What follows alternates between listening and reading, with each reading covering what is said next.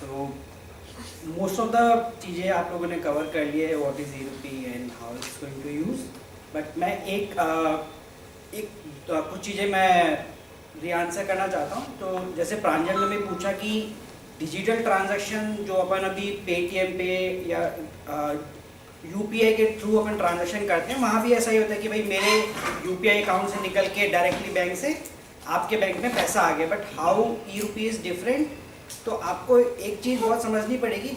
Even when we are transferring any money digitally, it is not actually a digital money. It's in actuality there is a note behind every transaction. Like there is a printed money. So if I send 100 rupees to Rajveer, in the ledger you will see that 100 rupees is deducted from my account and added to Rajveer's account. But at the end of the day, there are millions of transactions that happens each day, and what banks do is, like, if suppose SDFC customers transferred in a total of 100 crore rupees to ICICI Bank customer, and ICICI Bank's customer transferred 90 crores to SDFC banks. So at the end of the day, banks need to validate everything, and then whatever is the remaining amount, they need to transfer that amount in physically to the other bank. So even if everything is happening digitally, it's not free. It's very back-end heavy process, and it involves money.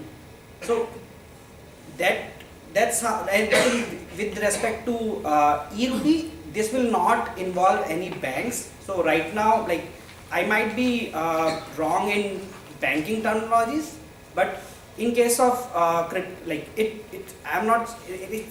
since it's based on blockchain, there will be a centralized ledger on which you will have each entry. So all these wallet will have the same ledger they will accessing. So if I transfer 100 e-RUPI to you, it will automatically transfer from my wallet to your wallet, and there is a difference between, like, digital money and physical money. As sir mentioned, that there will be a footprint. So right now you cannot, like, right now on, like, each note we have a number, like note number.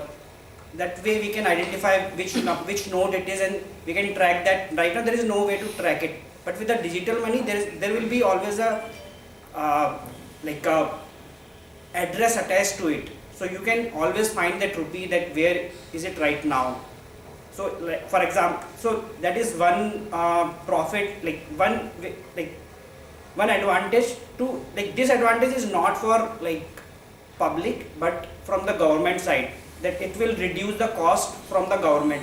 Now if we come to the discussion point, like, how fast we think that is going to adopted by public. So it's very simple, like, people won't adapt it unless they find some profit, or like there is a problem that it's solving.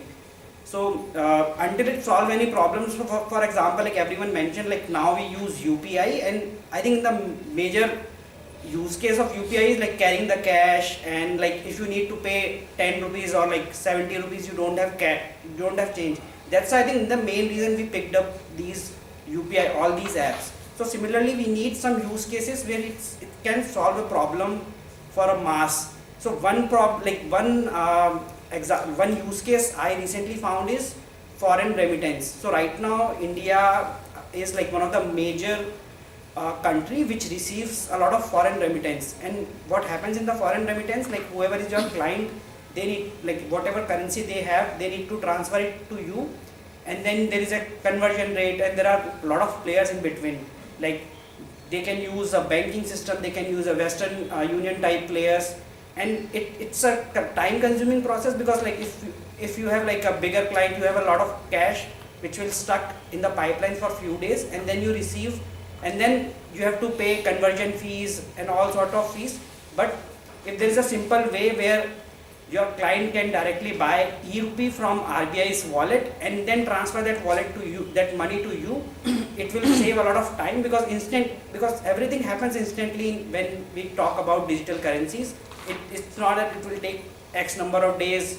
So that is the one use case which is like, and right now my number might be wrong, but it's in, like, I think somewhere around $80 billion I think revenue that we are receiving right now. It is $100 billion. Okay, 100, yeah.